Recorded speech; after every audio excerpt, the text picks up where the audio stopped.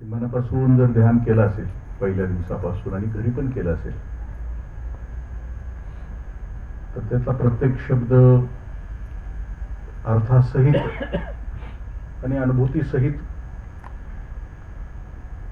आपल्याला अनुभव द्यायला सुरुवात करतो असं म्हणतात.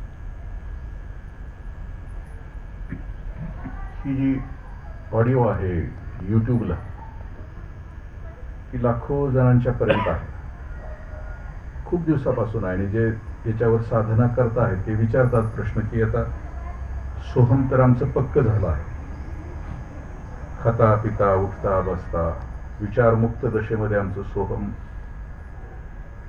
आता घट्ट झालं आहे, आता पुढचं काय. आपण ह्या येणाऱ्या सत्संगाला गांभीर्यानं मनापासून हृदयापासून घेतलं असेल तर लक्षात येईल की त्याच्या ज्या प्रक्रिया आहेत, मी प्रत्येक प्रवचनाच्या वेळेला छोट्या छोट्या प्रक्रिया सुरुवातीला 5-10 मिनिटांमध्ये आपल्याशी बोलतो आम्ही. त्या प्रक्रियेमध्ये एक असं आहे की नाभीपासून ब्रह्मरंध्रापर्यंत सोहम ध्वनी असे खेळत तयासी ठेवून नजर साक्षेप बसावे निवांत घडोघडी. नाभीपासून ब्रह्मरंध्र म्हणजे कवठीचा आणि मेंदूचा मधला भाग आहे, तिथपर्यंत ही स्पंदनं सोहमची अखंड आहेत आपल्या शरीरामध्ये. आता आपला जीव म्हणून जो आता श्वासाची गती आहे, योगशास्त्रामध्ये असं सांगितलं की ती 9 अंगुळे बाहेर येते. 9, 4 आणि 4, 8 आणि 1, 9 बोट बाहेर श्वास आता येतो आणि 9 बोट आत जातो फुफ्फुसामध्ये. जीवदशेमध्ये जगताना याचा अर्थ की दिवसभर आमची बडबड मनाची अखंड सुरू आहे. तुम्ही अंतर्मुख होऊन विचार कधीतरी थांबला आणि बघितलं तर काहीतरी चालू आहे, चिवचिव चालू आहे, अखंड स्वतःचा एक संवाद चालू आहे, एक क्षणभरही थांबलेला नाही. हा अखंड संवाद सुरू असणं म्हणजे जीवदशा असणं. आणि त्या जीवदशेमध्ये आमच्या श्वासाची गती 9 अंगुळे बाहेर आणि 9 अंगुळे आत राहते. आता साधना सुरू झाली, वेळेची कृपा झाली, सद्गुरूंची कृपा झाली, ईश्वराची कृपा झाली की हळूहळू हा स्वसंवाद कमी होत जातो. आणि हा स्वसंवाद कमी झाला की आता जर 9 अंगुळे असेल तर तो 7 बोटापर्यंत बाहेर येतो, 7 बोटापर्यंत आत जातो. योगी निरंतर जो योग पदावर आरूढ झाला आहे, परमशांतीच्या ठिकाणी पोहोचला आहे, ज्याची जीवदशा संपली आहे, ज्याचे विचारच संपलेले आहेत, त्याचा श्वास एकच बोट बाहेर येतो आणि एकच बोट. इतका तो स्थिर आणि शांत झालेला असतो. जीवाचा आणि आपल्या अंतर्मुक्तीचा आणि ध्यानाचा तो संबंध आहे. त्यातल्या काही ओव्या मी त्याच्याशी बोललेलो आहे. आपण परत पुढच्या प्रवचनाच्या वेळेला हे जर गांभीर्यानं घेत असाल, ऐकत असाल आणि मनापासून, हेतू तोच आहे की सुरुवातीला ध्यान घेण्याचा की विखुरलेलं मन आहे ते एकत्र यावं. आल्यानंतर शब्द जे प्रकट होत आहेत त्या प्रत्येक शब्दाचा अर्थ हृदयापर्यंत पोहोचावा आणि तो एक बदल घडावा, एक परिवर्तन घडावं अशापेक्षा. कारण असं आहे की नाथ महाराज असं म्हणतात की मनुष्य देही ब्रह्मज्ञान पुढती जन्म मी करीन म्हणे तो नागवला जाण असं म्हणे. हा जन्म तर नागवला जातोच आहे, कारण संसारात आम्ही मनापासून रोज चटके खातोय, उठल्यापासून झोपेपर्यंत. बावले असं म्हणतात की संसाराची दुःख इतकी विचित्र आहेत की विस्तवावरून रोज चालतो आहे माणूस, भोगतो आहे, इतक्या त्रासातून जगतो आहे तरी त्याची इच्छा होत नाही. पुनर्जन्म कुठल्या तरी कीर्तनात प्रवचनामध्ये ऐकलेला असतो. तो म्हणतो की आता हे जे आहे, जे अध्यात्म किंवा हे जे आहे, ग्रंथाचं चिंतन असेल, ध्यान असेल, नामस्मरण असेल, ईश्वरी कृपा असेल, ही ईश्वरी कृपा हे सगळं अख्खं भांडवलच पुढच्या जन्मामध्ये ठेवूया. आता आहे ते सगळं अंधारामध्ये जगूया असं त्याला वाटतं. हे सगळं एकच गोष्ट आहे, प्राप्ती जी करायची आहे ती जी आता सुरू आहे, स्वसंवाद सगळा संपणं म्हणजे प्राप्ती. संवाद सुरू असणं, मनाचा अखंड संवाद सुरू असणं. संवाद दोन प्रकारचे आहेत मनामध्ये, एक भूतकाळातला आहे आणि एक भविष्य काळातला. भूतकाळातला आठवलं तर ती दुःख आहेत, वेदना आहेत, पश्चाताप आहेत, चुका आहेत. आणि भविष्यकाळ मनामध्ये आला की त्याच्यासाठी चिंता आहे, काय होणार, पोराचं काय होणार, नातवाचं काय होणार, जमीन जुमल्याचं काय होणार, ऊस तोडणं आली तर काय होणार, ऊस तर एवढा पडला आहे. अखंड चिंता आहे, भविष्याची चिंता आहे. आणि भूतकाळाचा पश्चाताप आहे, भूतकाळातल्या ज्या चुका झाल्या त्याच्याबद्दल पश्चाताप. हा संवाद अखंड आणखीन कोणकोणत्या गोष्टीसाठी आहे संत सांगतात, त्या विकारामध्ये, सगळ्या विकारांच्या मध्ये. हे सगळं संपलं, कुणीच नाहीये. आपण आता जो दुसरा अध्याय बघतो आहे, दुसऱ्या अध्यायामध्ये तीन सिद्धांत आहेत. आत्मस्वरूप जे आहे मुळातच आहे आपल्या सगळ्यांच्या मध्ये, त्याची प्राप्ती करून घेणं. दुसरं आहे की देह नश्वर आहे, सगळं जे परिवर्तनशील जग आहे. दोन प्रकारच्या सृष्टी आहेत सांख्य योगामध्ये, ते असं म्हणतात की एक आहे जीवसृष्टी आणि एक आहे ईश्वरी सृष्टी. त्या दोन्हीचा अनुभव घेणं, त्या दोन्ही समजून घेणं.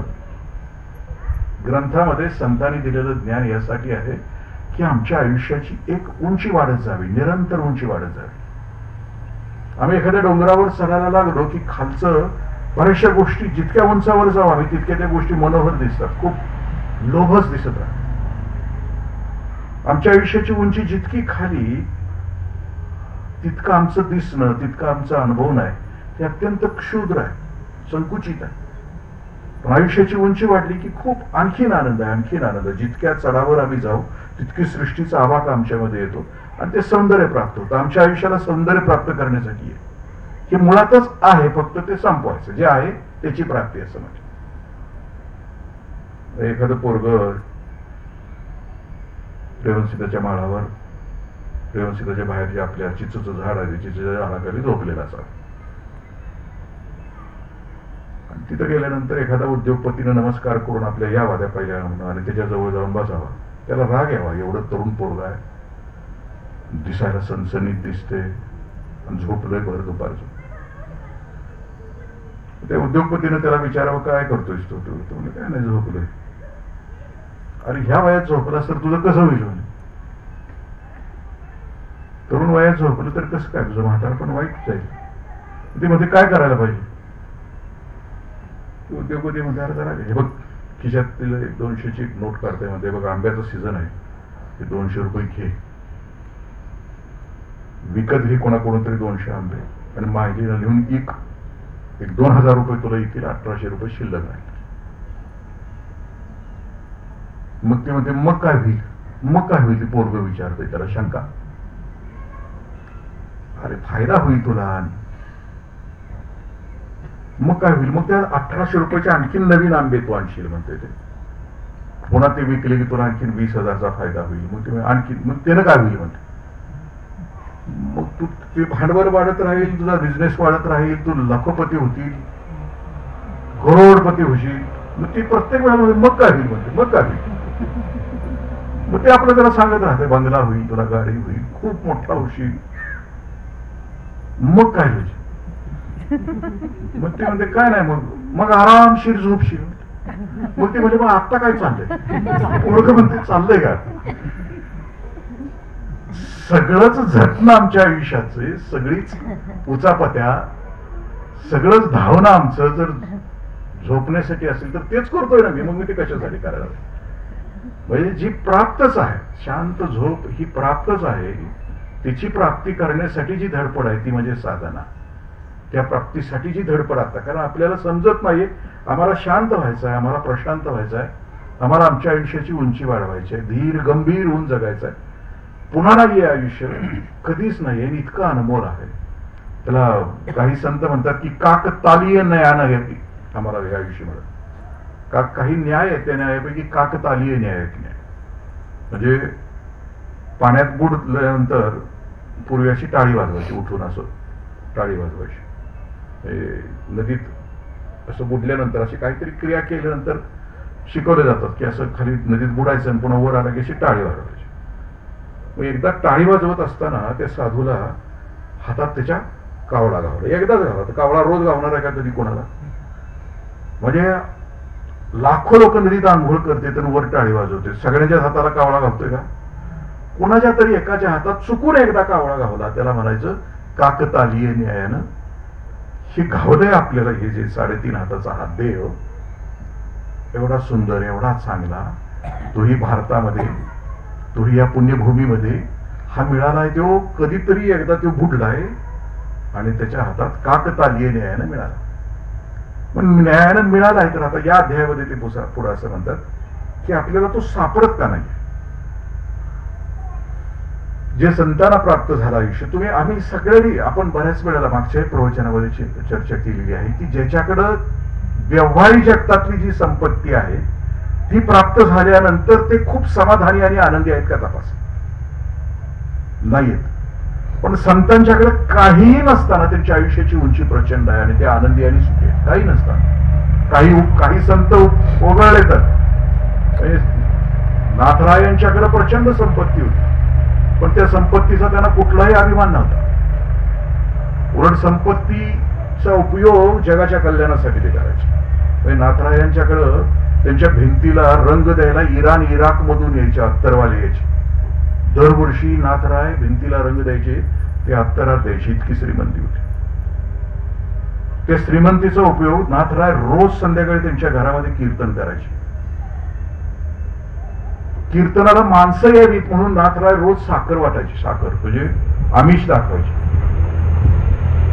आताही बाहेर येताना बायको माझी म्हटली 50च लोक येते, आता हे बंद करा, कोण यायला तयार नाही. म्हणून मला हे उदाहरण आता आठवलं की नाथराय आपली ही कंडिशन आहे.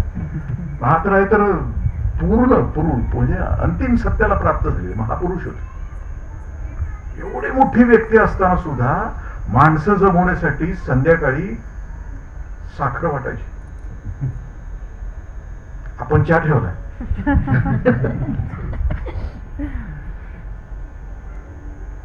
गंमत अशी की एकदा पाथरवट समाजातली माणसं साखरेच्या आशेनं आली. संत ते संत असतात. मी फक्त आता आलंच म्हणून सांगतो की यायला तयार नाहीत. मग पाथरवट समाजातली नवरा बायको आले त्या साखरेच्या अपेक्षेने. कीर्तन काय ऐकणार? दिवसभर त्रासलेली, दगड फोडून फोडून फोडून कष्ट झाले. फक्त आता मुठभर साखर मिळणार आहे नाथरायांचं कीर्तन संपल्यानंतर म्हणून. नाथरायाने सगळं चालत होतं. कोणी पण आलं, कसंही बसलं तरी चालत होतं. संतच होते ना. मग ते आता बसायला जागा थोडीशी, त्या दिवशी चुकून कुठला तरी दिवस असेल आपला, जाता जाता किंवा गावात पाहुणं रावळं जास्त आलेले असतील म्हणून त्या दिवशी चुकून गर्दी जास्त होती वाड्यात. तुम्ही कधी गेला का पैठणला? बघा, पैठणच्या त्या वाड्यामध्ये आजही जिथं नाथराय कीर्तन करतोय, खूप सुंदर वाडा. ती पाथरवट नवरा बायको अशी घुसले आत आणि जिथं नाथरायांची बेडरूम होती तिथं जाऊन दोघं गेले, झोपली. दिवसभर थकलेलं शरीर. कीर्तन संपलं, नाथरायांचं जेवण झालं. नाथरायांचं बेडरूम जे तयार करायचा तो गडी तिथं गेला. त्याच्या लक्षात आलं की बाबा हे दोघं झोपलीत. ही गादी नाथरायांची, ही दोघं खुशाल झोपली. त्याला राग आला. त्यानं उठवलं त्या दोघांना. ती आली ती साखरेच्या अपेक्षा. उठवल्यानंतर म्हणजे चला कशाला आलाय? मग ती म्हणजे आम्ही कीर्तन ऐकायला आलोय, साखर आम्हाला मिळणार आहे म्हणून आलोय. म्हणजे कवाच कीर्तन संपून 2 तास झालं, तुम्ही इथं झोपलाय, नेबार झोपलाय आणि त्यानं हाकलून काढायला सुरुवात केली. दंगा ऐकल्यानंतर नाथराय पळत आले. म्हणजे अरे काय करतोय? माझा विठ्ठल आणि रुक्मिणी झोपली होती, विश्रांती नव्हती मिळाली त्याला. दिवसभर कष्ट केले होते हे विठ्ठल रुक्मिणीनं माझ्या. हाकलतोस कशाला? झोपू दे, तिथंच झोपू दे. इतकं ओसंडून वाहणारं प्रेम नाथरायांच्याकडे असताना, इतकं उत्कट प्रेम असताना, सगळ्या जीवांच्या विषयी कल्याणकारी भावना असताना सुद्धा नाथरायांची ती दशा होती तरी माणसं येत नव्हती तिथं. तो तर काळ किती शुद्धतेचा होता, किती पवित्रता. त्यावेळेला इलेक्शन नव्हती, त्यावेळेला शिक्षण नव्हतं, आडवाणी नव्हती, जिरवाजिरवी नव्हती, काहीही नसताना सुद्धा त्यावेळेला माणसांची पावलं इकडं वळत नव्हती. त्याचं पहिलं कारण बहिर्मुखता. नात्र संत सांगतात की का नाही, आम्हाला का नाही याच्यामध्ये गोडी लागत, तर पहिली गोष्ट बहीर नकोच वाटत. म्हणजे इथं बघा ना का बसताना काय वाटतंय का नाही. तर त्या दिवशी क्रिकेटची मॅच बघताना दिवसभर, मॅच संपल्यानंतर 2 तास, सिनेमा 3 तास. विनोबाजी तर म्हणायचे त्या सिनेमाच्या थिएटरात ही माणसं बसतीतच कशी 3-3 तास, खाली पिची पिची थुकलेली असते, गुटखा मावा, म्हणजे उकरण्यात बसल्यानंतर सुद्धा इतकी घाण नसते तेवढी त्या थिएटरात घाण असते, तरी तिथं 3-3 तास कशी बसते. आणि इथं चांगली उदबत्ती वगैरे सगळं लावलेलं असतंय, सुगंध असते. कार्तिकचा महिना आता सुरू आहे, शुद्ध हवा, सगळं शुद्ध असताना सुद्धा का नाही. तर न येण्याचा पहिला कुयोग आमच्या आयुष्यातला कुठला असेल या मार्गावर, तर बहिर्मुक्त. नकोच वाटतं, कसंच वाटतं. म्हणजे ऐकून ह्या ऐकण्यामध्ये गोडी लागायला तयार नाही, पण बहिर्मुक्तेच्या सगळ्या गोड्या तयार आहेत आम्हाला, सगळं आम्हाला ऐकायला. मी मागच्या वेळेला सांगितलं होतं की महायुद्ध सुरू झालं की छोटे चोऱ्या बंद होतात, छोटे दरोडे बंद होतात. कारण महायुद्धाच्या कहाण्या ऐकण्यासाठी माणसाचे कान लालचावतात. दुष्टता जगामध्ये जास्त चालू झाली की त्या दुष्टतेच्या कहाण्या ऐकण्यासाठी माणसाचे कान लुसलुसतात. तुमच्या माझ्या कानाला सवय कुठली आहे बघा ना, दिवसभरामध्ये कोणाचं वाईट ऐकायला मिळतंय आणि त्यासाठी कान सारखे सलसलत असतात. मग आपली ती केंद्र ठरलेली आहेत गावातली जी असतील, दिवसातनं तिथं जाऊन 1 तास 2 तास बसल्याशिवाय बरंच वाटत नाही. तिथं 3-3 तास घालवतो माणूस की जिथं कानावर कागाळ्या पडणार आहेत, उचाळक्या पडणार आहेत, जिथं वाईट गोष्टी ऐकल्या जाणार आहेत, जी मनापासून हसते त्यांच्या बरोबर लक्षात आलं की आपला तो तिथला जो ठिया आहे तो आता भास केला पाहिजे असं लक्षात येते लोकांचं. ते बहिर्मुक्त आहे त्याचं कारण. दुसरं कारण ते असं म्हणतात की आसक्ती, प्रचंड आसक्ती. आसक्ती किती असावी याचा फक्त दृष्टांत मी देतो. किती असावी माणसाला. साधना केलेल्या माणसाच्या आयुष्यामध्ये सुद्धा आसक्ती असते. तिबेटमध्ये माणसं ज्या आश्रमामध्ये राहत होती, प्रत्येकाचा तिबेटमध्ये एक स्मशान वेगळा आहे. स्मशान याचा अर्थ की तिबेटमध्ये माणसं मिली की तिथं गुहा आहे, त्या गुहेमध्ये प्रेतात टाकलं जातं आणि त्याच्यावर दगड लावला जातो. मी जो दृष्टांत ते सांगतो आहे तो एका आश्रमाचा आहे, साधना करणाऱ्या आश्रमाचा आहे. आयुष्यभराची साधना सुरू असणारा एक साधू त्या दिवशी त्याचा मृत्यू होतो आणि म्हणून मग त्याला त्या गुहेमध्ये टाकलं जातं आणि टाकल्यानंतर बाहेर दगड टाकला जातो, दगड ठेवला जातो. पण गंमत अशी होती की आत टाकलेला जो साधू आहे तो मेलेला नसतो, तो आत गेल्यानंतर जिवंत होतो, जिवंतच होतो, दुगदुगी. अलीकडे बऱ्याच ठिकाणी झालं ना, कुठंतरी अचानक उठलं, ते तिरडीवर ठेवल्यावर माणसं गेली पळून, ते मेलेलं नव्हतं, ते अचानकच उठलं. ते बऱ्याच ठिकाणी घडतंय, तिरडीवर गेल्यानंतर सुद्धा माणसं. तसं त्यांच्या बाबतीत घडलं आणि उठल्यानंतर त्यांच्या असं लक्षात आलं त्या सापडलं. आता पर्याय एकच होता की दुसरा माणूस मेल्याशिवाय दगड उघडला जाणार नव्हता. पुढचा माणूस आश्रमातला मेल्याशिवाय बाहेरचा दगड उघडला जाणार नव्हता. मग ह्यांची प्रार्थना सुरू झाली की माणूस मेला पाहिजे, आश्रमातला एक साधू एक संत मेला पाहिजे. जन अखंड आयुष्यभर प्रार्थना केली असेल शेवटी की सबका मंगल हो, सबका कल्याण हो, सगळे सुखी व्हावेत, सगळे आनंदी व्हावेत. बघा ना, त्या दादांचा अजून मोबाईल चालू आहे, किती बहिर्मुक्त आहे बघा ना. प्रवचन ऐकताना सुद्धा मोबाईल चालू आणि तरी गळ्यात माळा आहे. ही जी आहे आगतिकता आहे, त्या जीवाची आगतिकता आहे, सोडवत नाही, हीच आसक्ती आहे की एवढं मंगल कल्याणकारी सुरू असताना अवधान एकलं देऊन ऐकायला पाहिजे, पण नाही ना, विखुरलंय मन. मग त्या आत आयुष्यभराची साधना, ब्रह्मचारी माणूस आयुष्यभर आत चित्त शुद्ध करण्यासाठी केलेली आयुष्यभराची तपश्चर्या, आणि मग आता तो प्रार्थना करायला लागले की आश्रमाचं कोणीतरी मरू दे. आता खायचं काय, तर तिथं जे त्यांच्या पूर्वी मेलेले होते त्यांची शरीर सडलेली होती, तर त्याचं मांस खायला सुरुवात केली. नुसतं मांसच नाही, कपडे गोळा करायला सुरुवात केली. जे प्रेताबरोबर ह्यांच्या बरोबर पण आलं होतं ना, कफन आया था ना आपल्याकडं, नकोस करूच देहाचा थाट, देहाची किंमत उदार मांजर पाठ असं म्हणतात. देहाची किंमत किती आहे? मांजर पाठ. ती बी उदार असते, ती 13वा झाल्याशिवाय 14वा झाल्याशिवाय देहाच नसते. इतकी किरकोळ आपल्या देहाची किंमत आहे उदार मांजर पाठ, तरी त्याच्याविषयी आपण बोलतो. मग ते आत बसून आमचे गुरुबंधू होते पतंगराव म्हणून, सेवानंद महाराज म्हणून, ते हा सगळा अभंग खूप समजून दर सांगायचे. म्हणजे ते सोन्या चांदीच्या दुकानाला असते, मग त्याच्या हातात 4 अंगठे असते, मग गळ्यात गोप असतोय सोन्याचा, मग ते 40-45 वर्षी गेलेलं असते, मग त्याला असं भीतीला टेकवलेलं असते. टेकवल्यानंतर मग तिची बहीण म्हणते, माझ्या दादाला गोप किती चांगला उठून दिसतो, आता दादा गेलाय निघून, दादाला गोप किती उठून, माझ्या दादाच्या हातातल्या 4 अंगठ्या किती शोभून दिसतात. त्याचा अर्थच तो असतो की आता राहिलेलं सोनं सुद्धा जिवंत असलेल्या माणसाने काढून घ्यावं, वर मारून घ्यावं. त्यासाठी ते रडणं असतं, ते त्याच्यासाठी असतं. ते काय म्हणजे अगदी भावावर प्रेमच आहे, आता मेल्यानंतर कशाला सौंदर्य असतं का, असण्याचं कारणच नाही ना, निघून गेलायचे. आणि मग देहाची किंमत उदार मांजर पाठ, म्हणजे असलेलं सुद्धा वर पाडून घेऊन ज्या कापडात गुंडाळून न्यायचं आहे ते सुद्धा उदार आहे. ते आज महाराज जे गेले तर कपडे गोळा करतायत, प्रेताच्या तोंडात जे पैसे टाकलेले ते रोज एका प्रेतातला पैसा काढायचा, त्याचं एक गटोळ बांधून ठेवलं. पाणी वरून जे यायचं सडलेलं, ते सडले भिंतीवरून सडलेलं पाणी यायचं, ते पाणी प्यायचं, मांसाचे तुकडे खायचे. अखंड आयुष्यभर साधना केलेल्या माणसाची आसक्ती किती असू शकते. आणि मग एक दिवशी तो दरवाजा उघडला, कुणीतरी बाहेरचा गेल्यानंतर. मग हातल्या गुरुजींनी बाहेर येताना दोन्ही हातात 2 गाठोडे, एका बाजूला कपड्याचं गाठोड आणि एका बाजूला तोंडातून गोळा केलेल्या पैशाचं गाठोड. आयुष्यभर साधना केलेल्या माणसाची सुद्धा आसक्ती इतकी सुटत नाही.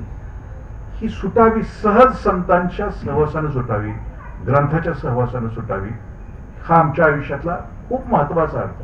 म्हणजे ज्याला आसक्ती टाळता येते त्याच्यासाठी असं म्हणतो. आणि तिसरा की मायेच्या आणि मोहाच्या आहारी जाणं. 27 तारखेला मला नातू झाला, पुढचा मोहाचा सापळा सुरू झाला ना. दुसऱ्या पिढीच्या कल्याणासाठी आतापर्यंत आयुष्य गेलं. पोराचं कसं होणार, पुरीचं कसं होणार, पुरीचं लग्न कसं, पोराचा आता मोहाचा पुढचा साखळा सुरू झाला. कारण नातू म्हटलं की दुधावरची साय आहे, आणि ते घरात आल्यापासून कालचा 12वा दिवस होईपर्यंत उलाघाल नुसतं बारसं होईल सुद्धा आता मोहाचा सापळा पुढचा सुरू आहे.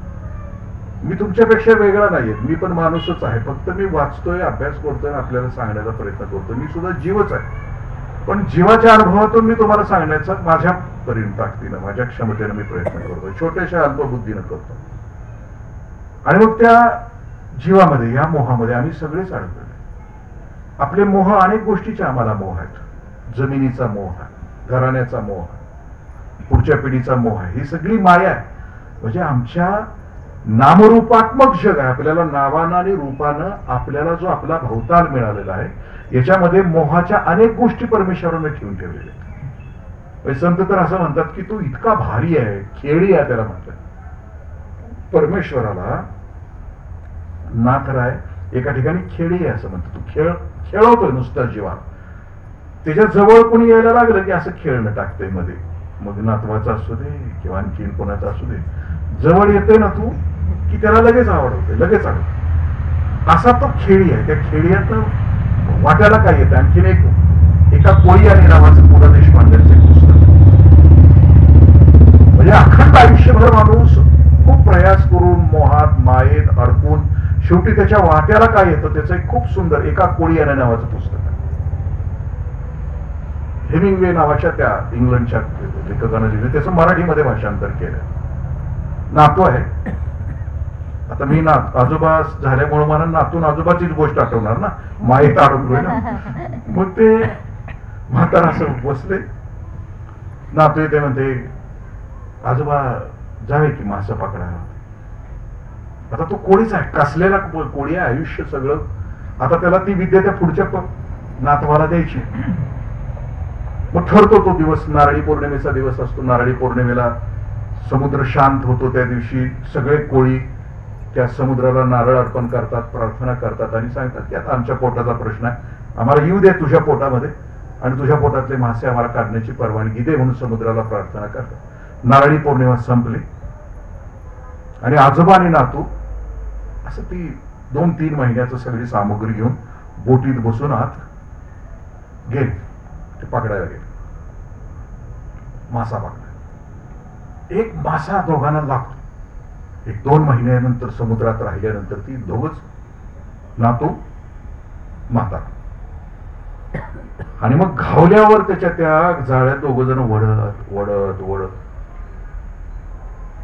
काठापर्यंत यायला त्या माश्याला ह्या दोघांना आणायला त्याचं सगळं कौशल्य पणाला लावतोय. ते नातवाला शिकवत आहे बघ, इकडं कसं तिकडं कसं. जसं कुस्ती खेळायला लागलेला एखादा कुस्ती खेळणारा वस्ताद असतो ना, त्या वस्तादाचं एखादा चेला जर त्याच्यात खेळत असेल, ह्याच्यात रिंगणात, त्या रिंगात खेळत असेल, तर तो उस्ताद असतोय आणि तो असा बाहेर असतोय बसलेला, तीच बाहेर खेळत असते कुस्ती आहे असं इकडं इकडं खेळत असतोय त्याचा चेला, पण हेच इकडं असं उसळी घेत असतं, इकडं पड तिकडं पड, हे बाहेरनं सांगत असतं ह्यो डाव टाक. आता त्याला ऐकू जाते का?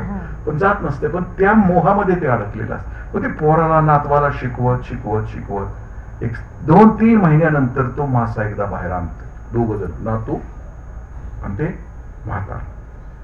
मांसाचा एवढाही तुकडा शिल्लक नसतो, नुसता त्या माशाचा हाडाचा पिंजरा फक्त ह्या नातवाला आणि म्हाताऱ्याला लागतो. स्टोरी संपली. हेमिंगवे आणि एका कोळी याने त्या पुस्तकामध्ये पु ल देशपांडे म्हणतात की आयुष्याचं सार असंच आहे. म्हणजे नातवाच्या जीवनाची सुरुवात जरी असली तरी म्हाताऱ्याला दाखवायचं की येड्या, म्हातारा झाल्यानंतर कितीही आयुष्याचा संघर्ष केलास आणि तुला जे मिळवायचं आहे ते मिळत नसलं तर तुझ्या वाट्याला सुद्धा फक्त हाडाचा पिंजराच आयुष्याच्या शेवटी येणार आहे, काहीच शिल्लक राहणार. हा मोह आहे. ही पाठीमागं माझ्या माणसं बसलेली एक मोठी 70 वर्षाच्या वरची आहे. आता अंतर्मुख होऊन त्यांनी विचार केला तर लक्षात येईल की सापळाच घावलाय हाडाचा.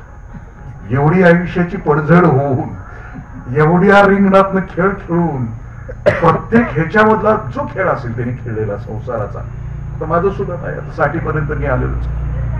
हे आल्यानंतर आता लक्षात येतं की राहिलाय तो मोहाच्या त्या रिंगणामध्ये खूप शक्ती वाया गेली, खूप निघून गेलेला आहे. आता याच्यातून बाहेर पडायचं. आपल्याला 6वा श्लोक, 6वा, 7वा, 8व्या श्लोकावर आपण बोलतो. ते अर्जुन असं म्हणतो आहे श्रीकृष्णाला, तुला सगळं कळतंय ना, तू खूप भारी आहेस, मी तुला शरण आलो, मग मला आता सांग, मला आता नेमकं कसलं जीवन आहे, नेमकं कसं जगायचं. आणि त्या मार्गदर्शनाला सुरुवात होते. स्वतःच्या गोंधळलेल्या अवस्थेचा, स्वतःच्या विकृतीच्या अवस्थेचं चिंतन करताना अर्जुन असं म्हणतोय, हे बघ, तूही सांगितलंयस अनेक वेळेला, अनेक पूर्वजांनी सांगितलंय, वडील लोकांनी सांगितले की जी आयुष्यातली जी अनेक ऋण आहेत ते ऋण फेडल्याशिवाय आपल्याला मुक्तता नाही. कोणती कोणती ऋण आहेत त्या श्लोकमध्ये त्यांनी सांगितले की देवतांचं ऋण आहे आमच्या आयुष्यामध्ये, ती फेडल्याशिवाय. आपण भागवत धर्माची व्याख्या मागे एकदा केली होती की भागवत या शब्दाचा अर्थ की सगळ्यांची भागवल्याशिवाय आपल्याला मुक्ती नाही. जन आपल्यावर उपकार केले त्या प्रत्येकाचं ऋण फेडल्याशिवाय आपल्याला जाता येत नाही. म्हणून भागवत धर्माला भागवत भागवत भागवत भागवत असं म्हणतात. एकाचं जरी ऋण शिल्लक राहिलं तरी परत फेर माघार यायला लागतं. मग जी ऋण आहे त्यातली महत्वाची जी ऋण आहे ती ऋण तर आपल्याला फेडावीच लागणार. ते म्हणतात की देवतांचे ऋण आहे आपल्याकडे. आपलं जे शरीर चाललंय ना त्या शरीरामध्ये वेगवेगळ्या देवता आहेत. डोळ्याची देवता वेगळी, कानाची वेगळी. जी रुजते त्याचं ज्ञान बंद होतं, त्याचा अनुभव बंद होतो. त्या देवता तुमच्या माझ्या शरीरामध्ये आजही वास करत आहेत. म्हणून त्या देवता आपल्या शरीरामधल्या म्हणजे डोळ्याची, कानाची, नाकाची, दोन्ही हाताची, दोन्ही पायाची, अर्धांगवाद झाला की त्या देवता निघून जातात शरीरात. म्हणून हे ऋण आहे प्रत्येक ठिकाणी. कुठं कुठं देवता उपस्थित असतात. आता आपण आहे ना तर असं आपल्याला हे वाटतं ही पोकळ आहे, पण ज्यांना ऐकावंशी वाटतंय, देह असताना ऐका आलं नाही असे अदृश्य जीव आहेत. की त्यांना ते ऐकावं. अशा अनेक देवता. तुम्ही पहाटे ध्यानाला उठला की तुमच्या सोबत ध्यान करायला येणाऱ्या अनेक देवता आपल्या बरोबर असतात. आम्ही सगळ्या देवतांना नमस्कार का करतो, तर त्यांचं ऋण. रामायण ज्या वेळेला सांगितलं जातं तर आमची श्रद्धा अशी आहे की रामायण वाचत असताना एक पाठ आपण त्या व्यासपीठाच्या शेजारी मोकळा ठेवतो. कारण आमच्या सगळ्यांची धारणा अशी आहे की रामायण जिथं सांगितलं जातं तिथं हनुमंतराय हमखास ऐकायला येऊन बसतात. म्हणून रामायणाच्या ठिकाणी हनुमंतरायाचं एक अधिष्ठान करून ठेवलं जातं आणि मगच रामायण सांगितलं जातं. अशा प्रत्येक ज्या देवता आहेत, तुमचं माझं जीवन सुसह्य करण्यासाठी आपल्या भोवताली प्रतिक्षण ज्या चांगल्या देवता आहेत. देव या शब्दाचा अर्थ आहे प्रकाश, किंवा देव या शब्दाचा अर्थ आपण दुसरा घेऊ ऊर्जा. ही ऊर्जा आमच्या आयुष्यामध्ये अखंड ठेवण्यासाठी ज्या ज्या आहेत त्या देवतांचं ऋण फेडलं. पुढचं ऋण आहे ते म्हणतात की भूतऋण. भूतऋण म्हणजे आपण गाई गुरं पालन जे आहेत आपल्या भोवती आहे त्यांचं ऋण करायला पाहिजे. म्हणजे गाई म्हसर जे जे आहेत, काम झाल्यानंतर त्यांना न विकणं, त्यांची वाट न लावणं, जेणे जेणे आपलं आयुष्य सुसह्य करण्यासाठी ज्या कुत्र्यांनी मांजरांनी जे जे आहेत, किड्या मुंग्यांनी. कारण एक घास घ्यायच्या अगोदर आपल्याला एक घास बाहेर ठेवून यायची पूर्वीची माणसं. म्हणजे घास सगळं घ्यायचे पदार्थ आणि बाहेर एक घास ठेवून यायचे. त्याचा अर्थच तो होता की माझा हा घास माझ्या ताटात येईपर्यंत ज्या ज्या भूतांनी माझं ताट इथं केलेलं आहे, समृद्ध केलेलं आहे, त्या प्रत्येक जीवाच्यासाठी मी ऋण व्यक्त करतो आहे बाहेर. आता आम्ही देत नाही, आता कुठं ठेवत नाही. पण पूर्वी त्याला काकबळी असं म्हटलं जायचं. आणि तो काकबळीसाठी प्रत्येक जण त्यावेळेचा जे श्रद्धावान होता तो त्या ऋणासाठी तो बाहेर ठेवायचा. पुढचं आहे मनुष्य ऋण. ऋण या शब्दाचा अर्थ की कर्ज आहे आमच्यावर. आमचं जगणं सुसह्य होण्यासाठी आमच्या सोबत, ते प्रेमाचं असेल, द्वेषाचं असेल, जी जी माणसं आमच्या भोवताली आहेत. आता तुमचं माझ्यावर किती ऋण आहे बघा ना. कितीतरी जन्माचं असेल. उगो येड्यासारखं दुसऱ्या 4थ्या शनिवारी एवढा वेळ काढून असं नका नसताना 1.5 तास दोन्ही स्वतःच्याच ह्याच्यावर बसताय तुम्ही 2 तास. म्हणजे किती ऋण आहेत तुमचे माझ्यावर, हे असल्याशिवाय का. पण हे ऋण आहे, मनुष्य मात्राचं ऋण आहे, ते प्रत्येकाचं ऋण असेल. पुढचं ते म्हणतात की भूमीचं, गावाचं ऋण असतं. मी कॉलेजला असताना माझ्या काचेच्या खाली एक कविता लिहिली होती आणि तिचा अर्थच असा होता. रॉबर्ट फ्रॉस्ट नावाचा एक ती कविता होती. The woods are lovely dark and deep and I have promises to keep and miles to go before I sleep and miles to go before I sleep. या कवितेचा अर्थ असा आहे की मी जन्माला आल्यापासून वचनं दिलीत मी, कारण त्यांचे माझ्यावर उपकार आहेत. मी माझ्या गल्लीला वचन दिलंय, मी माझ्या गावाला वचन दिलंय, मी माझ्या राष्ट्राला वचन दिलंय, मी अवघ्या विश्वाला वचन दिलंय. ते सगळी वचनं पाळल्याशिवाय मला मरायचं नाही. Miles to go before I sleep and miles to go before I sleep. माझ्यावर ज्यांचे उपकार आहेत आयुष्यभरामध्ये त्या सगळ्यांच्या उपकाराची परतफेड केल्याशिवाय मला जायचं नाहीये. की भूमी काय म्हणते, भूमीचं ऋण आहे. ह्या गावात मी जन्माला आलो, माहुलीत जन्माला आलो. जन्माला आल्यापासून माझी प्राथमिक बालवाडी असेल, जिल्हा परिषदेची शाळा, माझं हायस्कूल, हे सगळ्यांचे ऋण आहेत माझे. थोड्या का पण फरकानं मला ते ऋण फेडल्याशिवाय मला जायचं नाही. रामायणामध्ये खूप सुंदर प्रसंग आहे. काळ आणि प्रभू रामचंद्रांची भेट आहे आणि त्या भेटी दरम्यान एक करार असा झालेला असतो की प्रभू रामचंद्र आणि काळ मृत्यू बोलत बसलेले आहेत. आणि त्यावेळी करार असा झालेला असतो की त्या चर्चेच्या दरम्यान जर कोणी डिस्टर्ब केलं तर जो डिस्टर्ब करेल त्याला मृत्यूदंड द्यायचा. मग कोणाला ठेवायचं म्हणून लक्ष्मणाला ठेवतो. प्रभू रामचंद्र लक्ष्मणाला सांगतो की कोणाला आत घुसवू नकोस, आम्ही दोघं बोलतो आहे. 2024च्या विषयी आम्ही सगळेजण चर्चा करणार आहे, दोघं जण मिळून. आता काय करायचं, केंद्राचं काय करायचं आणि राज्याचं काय करायचं, हे संपूर्ण विषय, युती आणि आघाडी काय करायचं, त्याचं कुठल्या पक्षाला घ्यायचं नाही, हे सगळं ठरल्याशिवाय दार उघडायचं नाही, लक्ष्मणाला सांगितलं जातं. आणि लक्ष्मण बाहेर उभा आहे तेवढ्यात दुर्वास ऋषी येते. पाठीमागे सांगितले दुर्वास ऋषी येते.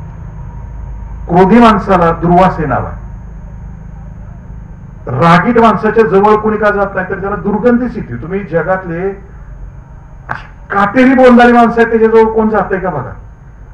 त्याची दुर्गंधी सगळ्यांना आहे. घरातलं सुद्धा जे रागीट आहे ना त्याच्याकडे कोणी जात नाही.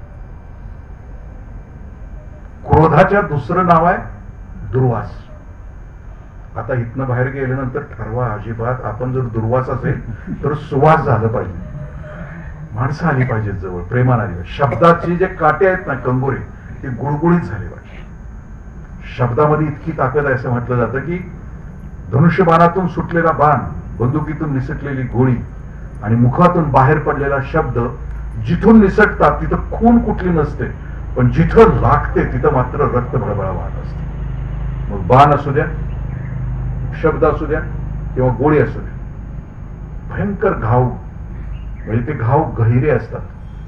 त्यामुळे शब्दाचं टोनिंग, बोलत असताना एखाद्याशी शब्दाचं टोनिंग कसं असलं पाहिजे, बोलत असताना त्या शब्दामध्ये मृदुता किती असली पाहिजे, प्रेम किती असलं पाहिजे, आणि माफ करण्याची क्षमता असेल तर. मग ते दुर्वास आले. दुर्वास म्हटले मला रामाला भेटायचं. लक्ष्मण म्हणतंय ना काय मीटिंग आहे, नाही जात आहे. दुर्वास मूर्ती हातामध्ये कमांडोलं घेतात. ते म्हणतात की मी आता तू जर माझी नाही भेट घडवली तर तुझी अयोध्या मी जाळून टाकतो. लक्ष्मणाच्या समोर अख्खी अयोध्या येते, लहानपणापासून खेळलेली, बागडलेली. आता त्याच्या समोर पर्याय दोन आहेत, एक तर मृत्यू, नाहीतर अयोध्या वाचवणं. प्रभू रामचंद्रांची भेट नाही घडवली तर अयोध्या जळून खाक होणार आहे दुर्वासांच्या त्या शापाने. आणि भेट घडवली दोघांची तर मला मृत्यू स्वीकारावा. लक्ष्मण मृत्यू स्वीकारतो. चालेल मग, मला मृत्यू मिळाला तरी चालेल, पण माझी अयोध्या वाचली पाहिजे. ऋण आहे, भूमीचं ऋण आहे. दुसऱ्या दिवशी भर दरबारामध्ये शिक्षा आहे. तो प्रसंग परत डिटेल कधीतरी एकदा लक्ष्मणाला सांगते.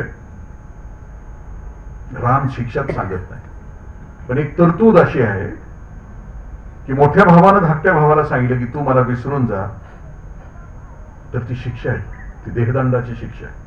आणि राम सांगतो आहे लक्ष्मणाला तू मला विसरून जा. आणि मग लक्ष्मण रामाचा विरह सहन होत नाही म्हणून तो गर्दिशी फिरतो आहे त्या दरबारातून, आणि झाप झाप झाप पावलं टाकत अयोध्या नगरीतून चौकातून चौकातून चौकातून तो शरयू नदीमध्ये स्वतःला संपवतो. भूमीचं ऋण आहे. लक्ष्मणानं स्वतःला दंड स्वीकारून अयोध्या वाचवलेली आहे. मुळात अयोध्या नगरीचं नाव अयोध्या काय की जिथं कधी युद्धच होत नाही त्याला अयोध्या असं म्हटलं जातं. अशी अयोध्या. मी म्हटलं की ते भूमीचं ऋण आहे आणि शेवटचं ऋण आहे ते ऋषींचं ऋण. आपल्या आयुष्यामध्ये आपल्याला मार्गदर्शन करणारे जेवढे जेवढे आहेत ऋषी आहेत, सगळ्यात मोठं ऋण. ऋषींचं ऋण का आहे? कारण जे संत आहेत, जे ऋषी आहेत, आता काय देवदेवता आपल्याला दिसत नाहीत म्हणून आपल्याला तुकोबाराय म्हणतात की देवतेची संत, संततेची देव. संतांच्या रूपानंच देव प्रकट झालेले आहेत आणि आम्हाला आयुष्याला आमच्या आकार देण्याचा ते प्रयत्न करतायत. ऋषींचं ऋण आहे असं म्हटलं. आणखीन आता अर्जुन इथं मगाशी सांगितलं आपल्याला की अर्जुन बावचळलेला आहे, भ्रम झालेला आहे त्याला, आणि अशा भ्रमाच्या अवस्थेमध्ये तो श्रीकृष्णाला विचारतो. आता ना आपल्या आयुष्यामध्ये आपण आपल्या आयुष्यातल्या अडचणी बऱ्याच लोकांना विचारतो. कोणाकोणाला विचारतो? म्हणजे बैल कसा घ्यावा, कोणाला घ्यावा, कसा घ्यावा हे आपण विचारतो ना. अनुभवी माणसाला विचारतो. काल तात्या माझ्या बरोबर गप्पा मारत होते, तोपर्यंत तात्यांना फोन आला की म्हस घ्यायला जायचे या. तात्या मला म्हणते त्या म्हशीचं मला ओ का ठोक कळत नाही आणि मला घेऊन निघा. म्हणजे म्हस आणायला जात असताना ज्याला म्हशीची माहिती आहे त्यालाच घेऊन गेलं पाहिजे. दुसऱ्याला घेऊन ती म्हस येणार आहे का, तिचं कळणार आहे का? नाही. आयुष्यातल्या त्या त्या गोष्टी त्या क्षेत्रातलं ज्याला ज्ञान आहे त्यालाच त्या विचारायच्या असतात. जसं मी आता सांगितलं की ह्या गोष्टी म्हैस घ्यायची असेल, जनावर घ्यायचं असेल तर त्या क्षेत्रातल्या ज्ञानाला विचारलं पाहिजे. काही माणसं अशी आहेत तुमच्या माझ्या आयुष्यामध्ये की अनुभव नाही पण सल्ला देतात. अनुभव नाही पण द्यावा लागतो त्यांना. डॉक्टर नावाचा जो आहे गुरु आहे आपल्या आयुष्यामध्ये, कॅन्सर झाला एखाद्या व्यक्तीला, तो स्वतः कॅन्सरचं औषध घेऊ शकत नाही कारण ती केमोथेरपी आहे, पण ती त्याला द्यावी लागते. अनुभव नाही पण सांगणारी माणसं आहेत. अशा माणसांना आपल्या आयुष्यामध्ये भेटत असतात, ठाई ठाई भेटत असतात. काल रात्री मला जळगावहून फोन आला, काका माझं पोरग 5 वर्षाचं आहे, त्याला मराठी मीडियम मध्ये घालू का इंग्लिश मीडियम मध्ये घालू? जगातल्या त्यातल्या त्यात महाराष्ट्रातल्या मराठी आईबापांच्या पोटी 5 वर्षाचं बाळ झालं की सगळ्यात मोठा प्रश्न आहे की कार्ट इंग्लिशला घालू का मराठी मीडियम घालू? प्रचंड प्रश्न. मला हा प्रश्न कधीच पडला नाही. त्याचं कारण असं आहे, ज्ञानेश्वराला ज्ञानेश्वरी लिहित असताना जगभरामध्ये ज्ञानेश्वरी पोहोचवायची असती तर जगाची भाषा इंग्रजी आहे, 70 ते 80% लोक इंग्रजीमध्ये बोलतात, तर माऊलीला जन्म घेतानाच इंग्लंडमध्ये घेऊन तिथं ज्ञानेश्वरी लिहिता आली असते. ज्ञानेश्वरांना ज्ञानेश्वरी लिहिताना ज्ञानेश्वरीत इंग्लिश भाषेमध्ये जन्म घेऊन आईबापाच्या पोटी इंग्रजीत लिहिता आली असते. महाराष्ट्राचं भाग्य आहे, मराठीचं भाग्य आहे की माऊलीने भाषा निवडली मराठी, माऊलीने देश निवडला महाराष्ट्र. आणि माझा निर्णय त्यावेळेला माझ्या दोन्ही मुलांच्यासाठी होता. एक वेळ त्याला शेक्सपियर नाही समजला तरी चालेल, हेमिंग्वे नाही समजला तरी चालेल, पण माझ्या दोन्ही लेकरांना ज्ञानेश्वरी समजली पाहिजे. आणि म्हणून मी माझी पोरं मराठी मीडियम मध्ये घातली.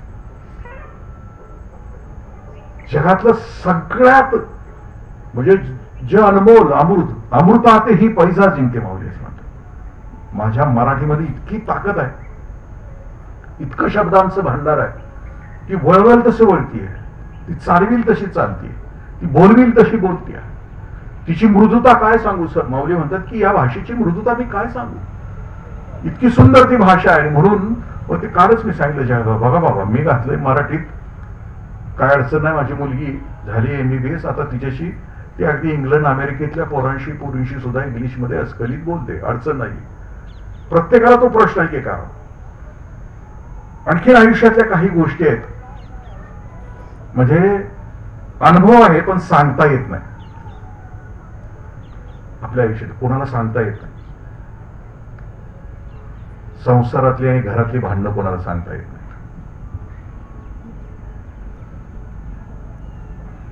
सगळे मनातल्या मनात आता झटका बसला असेल मी आता बोललो प्रत्येका, कारण बाहेरचे घाव माणूस कसे झेलू शकतो पण घरातले घाव झेलू शकत नाही. संसारातली भांडणं आणि घरातली भांडणं प्रत्येकाच्या घरात कोणी असो, माणूस म्हणून जन्माला आला ना घर्षण सुरूच आहे. बघा आपला अनुभव काय आहे, तपासून बघा. बाहेरनं किती दिखावा करत असलो आपण तरी हे म्हणजे त्याला एक रोग आहे मराठी भाषेमध्ये, मूळ व्याध. मूळ व्याध आहे मग घरातली भांडणं, बोलता येत नाही, सांगताही येत नाही, आणि दुखणं मात्र सुरू असत. हे तिरकं का बसलंय, हे मोटरसायकल चालवताना बाहेर हे काढून का बसलंय, ती त्याचं दुखणं त्याला माहित आहे. म्हणून आपल्या आयुष्यातली ही दुखणं आपण आपली कोणीच कोणालाच सांगू शकत नाही. पुढे असं आहे की म्हटलं की ते काही गोष्टीचा आयुष्यामध्ये अनुभव पण घ्यायचा नसतो आणि सांगायचं पण नसते. विषाचा अनुभव पण घ्यायचा नसतो आणि सांगायचा पण नसतो, कोणी घेतलेला नाही. पोटॅशियम सायनाइड नावाचं एक विष आहे, एका सेकंदात मरतो माणूस. त्याची टेस्ट घेण्यासाठी आजपर्यंत 2 सायंटिस्ट मेलेत टेस्टसाठी की बाबा ह्या विषयाची टेस्ट कोणती आहे. पोटॅशियम सायनाइड ज्याला चटकन मारायचं ना त्याच्यासाठी हे सगळ्यात भारी. उग आत्महत्या करण्याचे अनेक उपाय आहेत. रेल्वे खाली जीव देणं, फास लावून घेणं, पोटात सुरा खुपसून घेणं, पिस्तूल डोक्यात मारून घेणं. मी तुम्हाला हे उपाय सांगतोय म्हणजे तुम्हाला करायचे असं मला म्हणायचं नाही, पण आत्महत्येसाठी सगळ्यात खूप चांगला उपाय कोणता असेल तर पोटॅशियम सायनाइड नावाचं विष आहे. ते मिळत नाही आपल्याला, मिळवावं लागतं. टेस्ट त्याची तोंडावर घेतल्यानंतर फक्त S अक्षर लिहिलंय आणि तो माणूस पहिला सायंटिस्ट संपला. दुसरा पण एसच्या पुढे लिहू शकला नाही, इतकी त्याची तीव्रता आहे. एस लिही, पण एस म्हणजे मग स्वीट आहे का सोर आहे, गोड आहे का खारट आहे, ते त्या विषाची परीक्षा करता आली नाही. मग ते म्हणतात की आयुष्यामध्ये विषाची आता काही विष इतकं म्हणजे हे झालंय, बेसळणीने युक्त झालंय की मरणच याची शाश्वत नाही आपल्याला बघा. इतके आपण तणनाशक मरतोय का? सगळे म्हणते एवढं दुकानदारानं 40 ml सांगितलं, आम्ही 80 घातलंय तर ती मरणा झाले म्हणजे तिच्यामध्ये विषय. पुढचं ते असं म्हणतात की अनुभव घ्यावा आणि सांगावा अशी जगात एकच व्यक्ती आहे, ते म्हणजे संत. सेवितो हा रस वाटितो अनेका, होऊ नका राणहरी असं. संतांच्या जवळ जावं, त्यांच्या पायाजवळ जावं आणि त्यांना विचारावं की माझ्या आयुष्यामध्ये काय हवं. आता ह्या 7व्या 8व्या 9व्या श्लोकाच्या वेळेला भगवान श्रीकृष्णाच्या 10व्या श्लोकापर्यंत आपण जातो. श्रीकृष्णाच्या लक्षात आले की हे गोंधळ आहे, हे बावचळ आहे. आणि आता तो सांगतोय, तुकोबारायांचा एक खूप सुंदर अभंग आहे. एक वेळ करी या दुःखा वेगळे, दुरिताचे जाळे उगवणी, तुकोबाराय म्हणतात.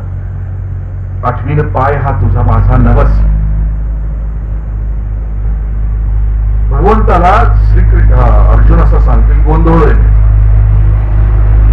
माझ्या मनामध्ये द्वंद्व आहे, मला निर्णय घेता येत नाही, आणि तूच माझ्या आयुष्यामध्ये एक असा आहे की आता माझ्या निर्णयाला मदत कर, माझ्या आयुष्याला काहीतरी वळण देण्याचा प्रयत्न कर.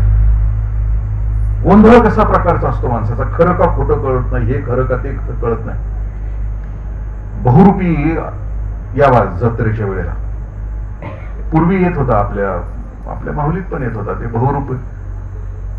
हे जो सोंग काढ, ते जो सोंग काढ, एक कथा पण मागं होती बघा, ती बैलाचं सोंग काढलं होतं म्हणून आपल्या पुस्तकातच होती, दुसरीच्या का तिसरीच्या. मग ते खरं सोंग काढलंय का नाही म्हणून त्या जो होता चाणाक्ष पोरगा होता त्यानं असा खडा मारला. मग ते खडा मारल्यानंतर त्या बहुरूपानं त्या पोराला बोलून घेतलं की तू का खडा मारला. ते म्हणलं की बैलाचं वैशिष्ट्य काय आहे की खडा लागला की तेवढीच कातडी त्याची थरथर थरथर लागते, म्हणजे तुझं सोंग बरोबर आहे. मग त्या बहुरूपानं जो त्या दिवशी आला होता त्यानं त्या दिवशी मेंढीचा आवाज काढला. सगळे जमलेले होते, म्हणजे काय भारी आवाज, काय भारी आवाज. पण जो मेंढपाळ होता त्याच्या ध्यानात आलं की हा आवाज खरा नाही आहे, यानं जो काढलाय ना हे आवाज हे बरोबर नाही आहे मेंढीचा. ते तिथंच मध्ये येतंय, ते मेंढपाळ म्हणते मी उद्या तुम्हाला खरा आवाज काढून दाखवणार आहे. मग दुसऱ्या दिवशी मेंढपाळ घोंगड्याच्या आत मेंढी घेऊन जाते आणि म्हणते की आता मेंढीचा खरा आवाज आहे का, कालचा होता तो खरा आवाज नव्हता. मग ते मेंढीला बोचकारते असं ते हळूच, आणि ती मेंढी ओरडते. पण बाहेरच्या पब्लिक मध्ये कालचाच आवाज खरा होता, हे आहे तुझं तो.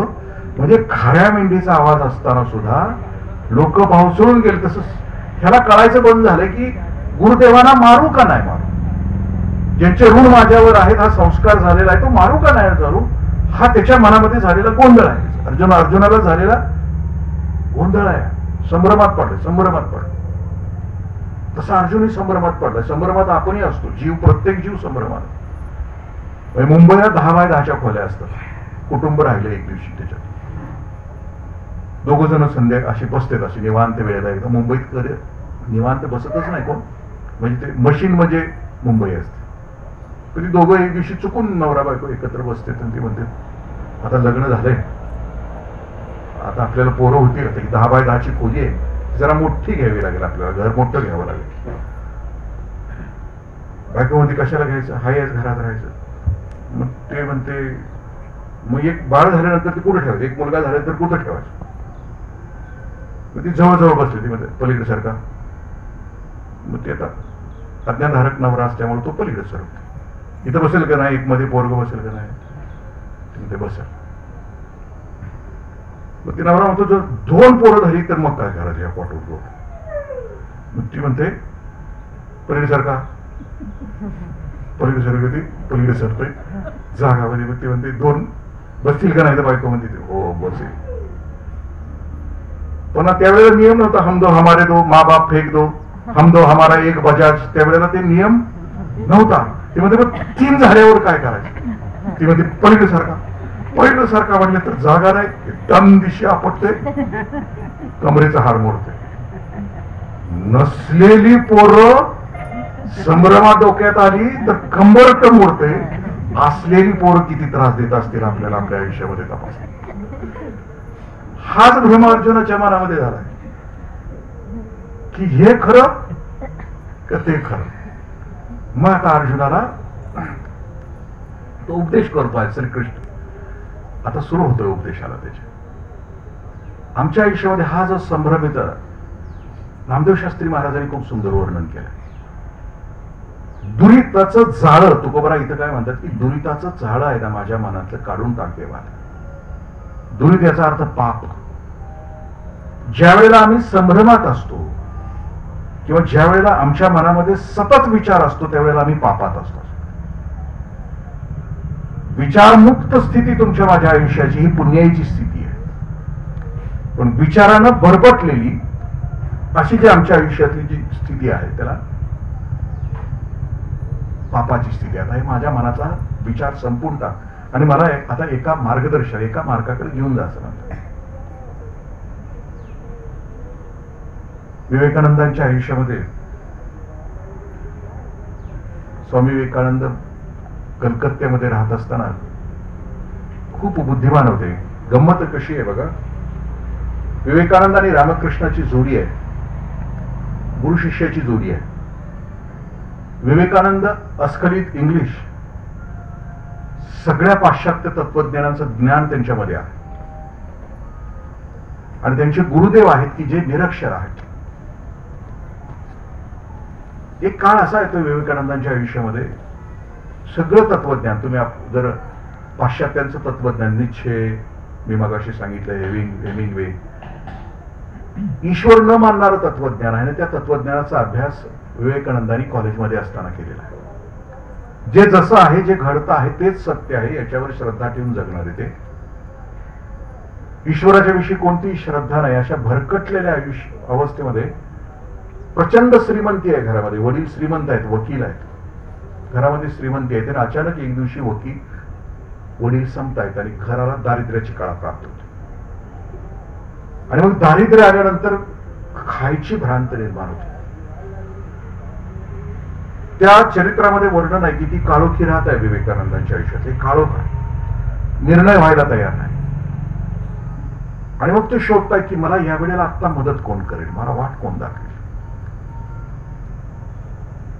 ज्ञानेश्वरीमध्ये एक ओवी आहे की रात्र संपल्यानंतर सकाळी ज्या वेळेला सूर्य उगवतो त्यावेळेला तो सूर्य आमच्या समोर 1000 वाटा दाखवतो. आमच्या समोर 1000 वाटा असतात. त्या वाटेतली नेमकी वाट कोणती निवडायची याच्यासाठी आयुष्यामध्ये एक कृष्ण हवा असतो, एक गुरु हवा असतो.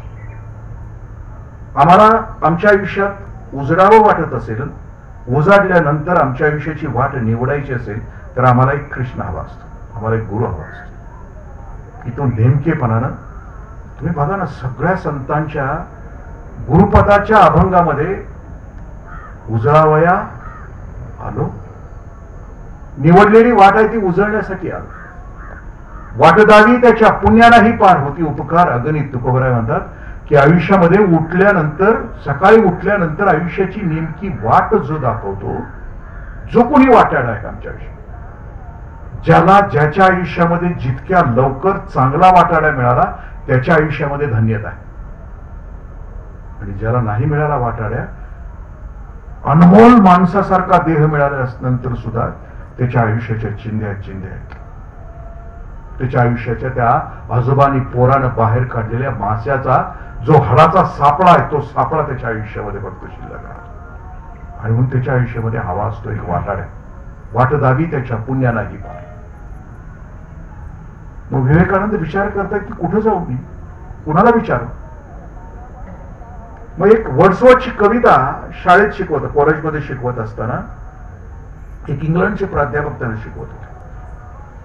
वर्ड्सवर्थ हा निसर्गाचं वर्णन करणारा कवी आहे. आणि शिकवता शिकवता त्या गुरुजींना एक भाव, एक समाधी लागली. जातिवंत शिक्षक एखादे काव्य शिकवत असताना, गोष्ट शिकवत असताना भान विसरून जातो. आम्हाला मराठीला इथं कदम सर होते आणि श्रावण मासी हर्ष मानसी हिरवळ दाटे चोहीकडे, क्षणात येती सरसर शिरवे, क्षणात फिरून ऊन पडे.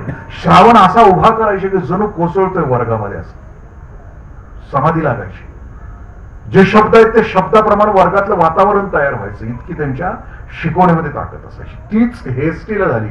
आणि मग हेस्टी बोलता बोलता असं म्हटले की असाच एक दिव्य पुरुष दक्षिणेश्वरला रामकृष्ण परमहंस म्हणून राहतो आहे आणि तो असाच अनुभव अनेकांना देतो आहे. शुद्ध भाव आणि शुद्ध चरित्र असणारा रामकृष्ण ठाकूर नावाचा माणूस. आणि मग विवेकानंदांच्या लक्षात येते की अरे, वर्गामध्ये माझ्या इंग्रज प्राध्यापकानं सांगितलं होतं की अत्यंत पवित्र शुद्ध असा गुरु त्या दक्षिणेश्वरला राहतो आहे. आणि त्या अंधाऱ्या रात्री विवेकानंद भाट तुडवत तुडवत दक्षिणेश्वरला पोहोचल्या. हा प्रसंग मी परत कधीतरी सांगेन. आणि मग दक्षिणेश्वरला पोहोचल्यानंतर गुरुना माहित होतं ठाकूरांना. समोरून विवेकानंद नरेंद्रनाथ आले आणि ठाकूर उठतायत आणि त्याला मिठी मारतायत. अरे, किती दिवस झालं तुझी वाट बघतोय. विवेकानंदांना कळायचं बंद झालं, यांना तर मी आत्ताच भेटतोय आणि हे कसं काय म्हणतायत किती दिवस झालं तुझी वाट बघतो आहे. दिव्यत्व जे असतं ना, इथं भगवान श्रीकृष्णाचं जे आहे ना, अर्जुनाला जी गुरु भेटलेत ना, ते डिवाइन आहेत. गिवी याच अध्यायामध्ये एका ठिकाणी, याच अध्यायामध्ये दुसऱ्या अध्यायामध्ये त्या अर्जुनाला म्हणतात की अरे, तू नर आहेस आणि मी नारायण आहे. तुला तुझं भूतकाळ माहित नाही, तुझे सगळे जन्म मला माहिती आहेत. कोणत्या जन्मात तू काय करत होतास, कुठं होतास, पूर्वजन्म सगळे तुझे मला माहित आहेत. पण तुला माहित नाहीत कारण तू नर आहेस, मी नारायण आहे. अर्जुनाला जो कृष्ण भेटला आहे तो दिव्य भेटला आहे. त्याला सगळं माहित आहे, पूर्वायुष्य माहित आहे. आपल्याला ही मंडळी भेटणार नाहीये दिव्यत्व, कारण तेवढी लायकी लागते ना आमची, तेवढी पात्रता लागते ना. त्यावेळेला ही माणसं आपल्याला सुरू होतं. भगवान श्रीकृष्ण इथं अर्जुनाला सांगायला सुरुवात करत आहेत की आता तुला हा जो मार्ग निवडायचा आहे तुझ्या आयुष्यामध्ये, त्या सगळ्या गोष्टी तुला स्वतःला, आता तू विसरलायस, तुझं धर्मच विसरलायस, तुझं क्षत्रियत्व विसरलायस. ते सांगतायत अरे वेड्या, या जगामध्ये मूर्ख माणसं चुकामधून, स्वतःच्या चुकातून शिकतात. भगवान श्रीकृष्ण म्हणतात की मूर्ख जी माणसं आहेत, एक चूक झाल्यानंतर त्या चुकातून शिकतात. पण एक चूक पुन्हा केली तर त्याला महामूर्ख असं म्हणतात. ती चूक त्याला पुन्हा नाही केली तर तो शहाणा झाला असं म्हणतात. आयुष्यातली एक चूक, ती चूक पुन्हा केली तर पुन्हा महामूर्ख असं. बुद्धिमान माणसं दुसऱ्याच्या चुकातून शिकतात, पण समजदार माणसं निरीक्षणातून शिकतात. श्रीकृष्ण किती सुंदर मार्गदर्शन करतो का. अर्जुनाला ते सांगतायत राजा, आपल्याला समजदार व्हायचं आहे, आपल्याला बुद्धिमान किंवा मूर्ख व्हायचं नाहीये. आम्हाला आपल्या आयुष्यामध्ये जेवढी समज वाढवता येईल तेवढी समज वाढवायची आहे. आणि त्या दृष्टीनं तुम्हाला आता इथून पुढे तुम्हाला ऐकायला सुरुवात कर. मी 3 गोष्टी आपल्याशी आता शेअर केल्या. मूर्ख माणसं स्वतःच्या चुकातून शिकतात. मूर्ख कुणाला म्हणायचं, याच्यामध्ये दासबोधामध्ये एक अख्खा समाज आहे. सांगे वडिलांची कीर्ती तो एक मूर्ख. म्हणजे वडील माझे असे होते, वडील माझे तसे होते, मी याव मी त्याव असं जो सांगतो तो मूर्ख. ते मूर्खाचा समास वाचताना मला बऱ्याच वेळेला वाटतं की हे माझंच वर्णन त्याच्यात केलेलं आहे. म्हणजे मीच त्याच्यामध्ये माझेच गुण त्याच्यात सांगितले, जे काही त्याच्यातलं वाचले. शिष्याची लक्षणं, अनेक लक्षणं सांगितली. आपण आता येतो आहे त्या भगवान श्रीकृष्णाच्या सांगण्यावर येत आहे. स्वतः कृष्ण सांगताय. गंमत अशी आहे की एकदा आपला प्रश्न सांगितला की वाट बघत बसावं, पुढच्याला माझं उत्तर द्यावं, त्यानं द्यावं उत्तर. सारखं सारखं मध्ये त्याला विचारून येतात, कारण त्याला कळतंय म्हणून तर तो गुरु आहे ना. म्हणजे कसं आहे बघा, श्रीकृष्णाला सांगताना एकदा संपूर्ण समर्पण आहे. 6वा श्लोक आहे. लयच एरबाड लयर मराठी म्हणते श्रीकृष्ण मराठी भाषेमध्ये. ते अर्जुन म्हणते आता ह्या एरबाड्यात तुम्हाला बाहेर काढ, तुलाच कळतंय सगळं, मला काहीच कळत नाही आणि आता बाहेर काढ. पूर्वी म्हणजे सुया बिब इकायला यायच्या महिला, आठवते का तुमच्या? सुया घ्या, बिब घ्या, त्यांचा घरोब असायचा काही घरात. त्या आल्या की प्रत्येक सुया बिब तर घेऊन यायच्याच, पण त्या सीझन मध्ये जी फळं असायची, भाज्या असायच्या त्या पण घेऊन यायच्या. मग एखाद्या घराचा घरोबा असला की त्या घरात ते थांबायच्या, घराच्या वट्यावर बसायच्या. मग त्या घरातली घरमालकीन तिला जेवायला द्यायची. ती घरमालकीन तिची चौकशी करायची, कशी आहे तुझी पोरबाळ, कशी आहे ती बी विचारायची, कशी आहेस. पिढ्यानपिढ्याचं नातं दोघं. म्हणजे वर्षानुवर्ष ती बाई येत असते सुया बिब इकायला आणि भाज्या फळं घेतात. ती बाई त्या दिवशी तिच्या घरात आली. सीझन बोराचा होता. आल्या आल्या ती बसली वाट्यावर, भाकरी दिली घर मालकीने, खाल्ली, पाणी पिलं, तृप्त झाली. आणि जे पोरग होत येता येता ते चांगलं 10-12 वर्षाचं झालं होतं. ती तिकडनं आलं. ती घर मालकीनीला ती आलेली विचारते, सुयावाली, बिब्बवाली, ती भाजीवाली, फळवाली, तुमचंच आहे? एवढं मोठं झालं. मध्ये आधी ती कधीतरी येऊन जात असेल, पण त्यावेळी कुठेतरी खेळायला गेलं नसेल. कवा लहान असताना ते बघितले आलं. ती त्या दिवशी ते बघितले होते. एवढं मोठं झालं. होय मग त्या घरमालकीने ती ज्या ज्या वेळेला येते त्या वेळेला तिची फळं भाजी तिनं घेतलेलीच आहे. तिनं ऑलरेडी बोरं घेतलेलीच आहे. हे पोरग अचानक दिसल्यानंतर घरोबा असल्यामुळं उमाळा आहेच ना, प्रेमाचा उमाळा आहेच. मग ती काय म्हणली, ये बाळा घे, पाठीतलं काय तुला पाहिजे ती घे. ती आईकडे बघते, त्या मावशीकडे बघते. ती पोरग ती म्हणते, नको बाबा, तूच दे म्हणते मावशी. मावशीला वाटतंय किती संस्कारित पोरग आहे, तूच दे म्हणते. आईला बी आनंद होते, काय पोरग माझं आहे. घे म्हटल्यावर आदाशा सारखं त्या ह्याच्यावर पालत पडलं नाही, घेतलं नाही. तरी ती मावशी म्हणते, घे की रे, तुला तुला जेवढी पाहिजे तेवढी घे म्हणते. मी नाही. ती म्हणते, मावशी तूच दे मला. बर म्हणते ती, ये. ती अशी मूठ भरती. घरोबा असल्यामुळं, प्रेम असल्यामुळं प्रेमाला माप नसते. म्हणजे आपलं ज्याच्यावर प्रेम असते त्याला देताना माप असते का कुठं? जी माप असते तिथं प्रेम, तिथं व्यवहार असतो. आणि जिथं व्यवहार असतो तिथं प्रेम नसते. आणि जिथं प्रेम असते तिथं माप नसते. मावशी घेते अशी भरभरून त्या पोराच्या दोन्ही खिसट टाम, वरचं खिसट टाम, आणखीन वंजळीत. सगळं जाऊन गेल्यानंतर, मावशी गेल्यानंतर आई दृष्ट काढते. एवढं ग्वाड पोरग, इतकं सुसंस्कृत, दिल्याशिवाय घेत नाही.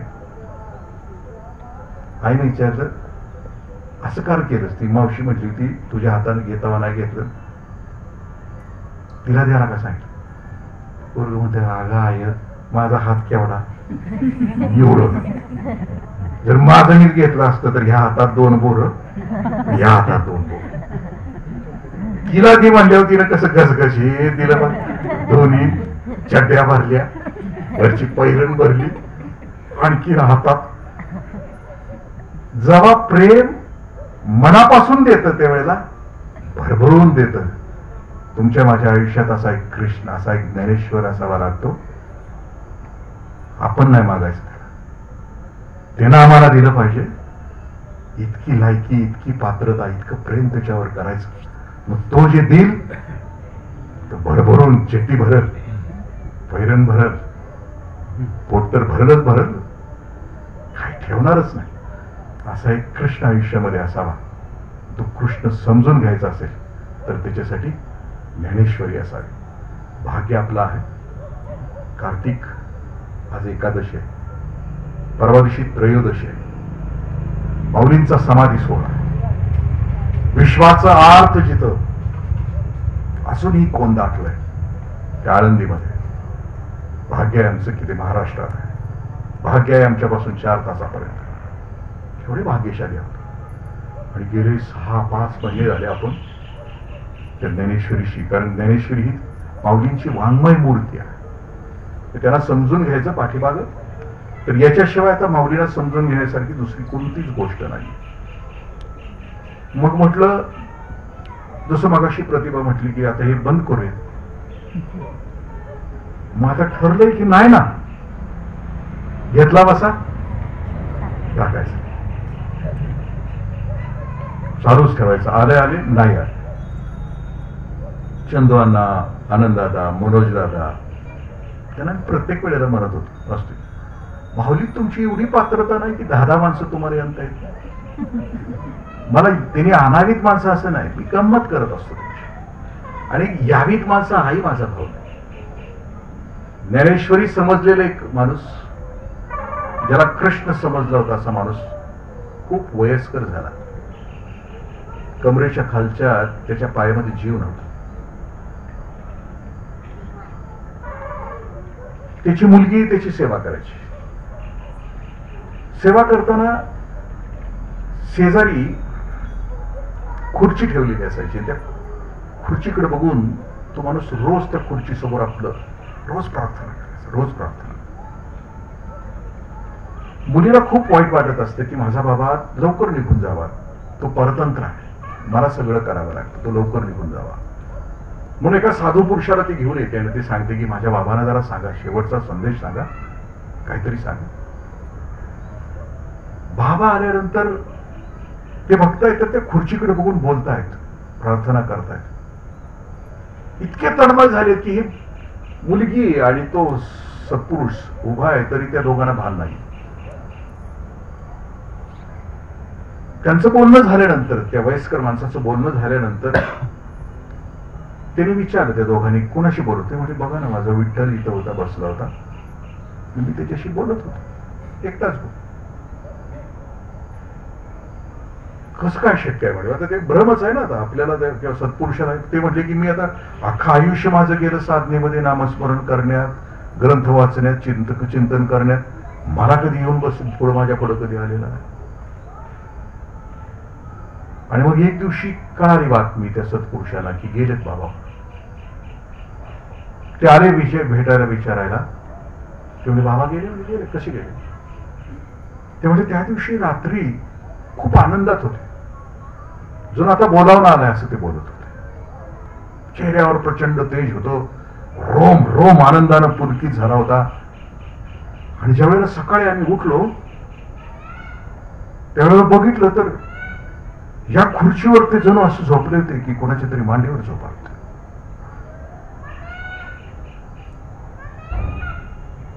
सत्पुरुष त्या पोरीला म्हणते, पोरी भाग्यवान आहे, अरे तुझा बाप ज्याच्याशी बोलत होता त्याच्याच मांडीवर डोकं ठेवून गेला आणि आदल्या दिवशी त्याला सांगितलं होतं की न्यायला येणार आहे, माझ्या मांडीवर डोकं ते घेऊन जाणार. कोणाला जरी नाही सांगता आलं आपल्याला आयुष्यामध्ये, आता ठरलंय आपलं मग की आता खुर्चीला का होईना अनायासे तू सहजता ती मांडी आमच्यासाठी तयार असते. जर देवता आढळून आमच्या आयुष्यामध्ये असेल तर ज्या देवदेवता आमच्या आजूबाजूला अदृश्य रूपामध्ये आहेत, कदाचित देहरूपाच्या असणाऱ्या तुमच्या देवतांच्या पेक्षा त्या देवतांना कदाचित या ज्ञानेश्वरीची जास्त ओढ असेल. आणि म्हणून 4:30 ते 6:30, कारण वचनपूर्तीच्या आणि वचनाच्या देवता सुद्धा असतात. आम्ही एखाद्याला वचन दिलं की 6:30 वाजता तुझे पैसे असतील ते देणार आहे, तर ते 6:30 वाजता चांगल्या देवता ज्या असतात ते 6:30 वाजता देते का म्हणून तिथे जाऊन बसलेले असतात. आणि मग त्याने जर दिलं नाही तर ते रुसते. मग रुसले की पुन्हा त्यांचा कोप होतो. आणि आता जर हा आपण सुरू केला असेल, आपण वचन दिलं असेल, तर त्या देवता त्यांचं ऋण आपल्यावर आहे म्हणून सोडायचं नाही. एकच लय प्रेम वाढत निघालंय तुमच्यामुळं. किमान आता 5 महिने झाले ज्ञानेश्वरीशी रोज एकदा तरी हात लागतो आहे, एक तरी ओवी वाचली जाते आहे. तुमचं काय होतंय माझं मला माहित नाही, पण मी तरी आतून समृद्ध व्हायला लागलो आहे असं मला वाटतं. आणि मनावर घेऊ नका, म्हणजे मी त्याला सांगतो की 10 मी आपलं उगाच आनंदादारांचं नाव घेतलं की 10 जण तरी आणा, अजिबात आवश्यकता नाही. ज्यांना ज्या देवता घेऊन येतील त्यांच्यासाठी विश्वरूप राहील. पण वाचावी ज्ञानेश्वरी, डोळा पाहणी पण नाही. रामकृष्ण. आता विश्वात्मके देवी तोषोनी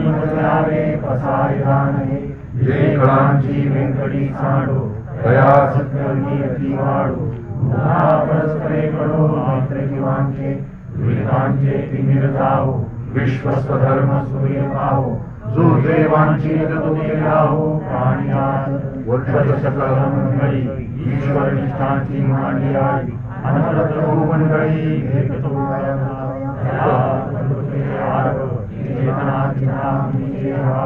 बोलतीचे अर्णव दिवसांचे चंद्रमेचे मार्तंडजे तापदीन हे सर्वांनी सदा सज्जन सरस्वती पूर्ण होऊनी तिन्ही लोकी मधिवादी पुरुषी अखंडित आणि ग्रंथोपजीये विशेष लोकीये दृष्टा दृष्ट एक म्हणे श्री विश्वेश्वराव हा होईल दान पसाव हे नेवरे ज्ञानदेव सुखिया हे नेवरे ज्ञानदेव सुखिया हे नेवरे ज्ञानदेव सुखिया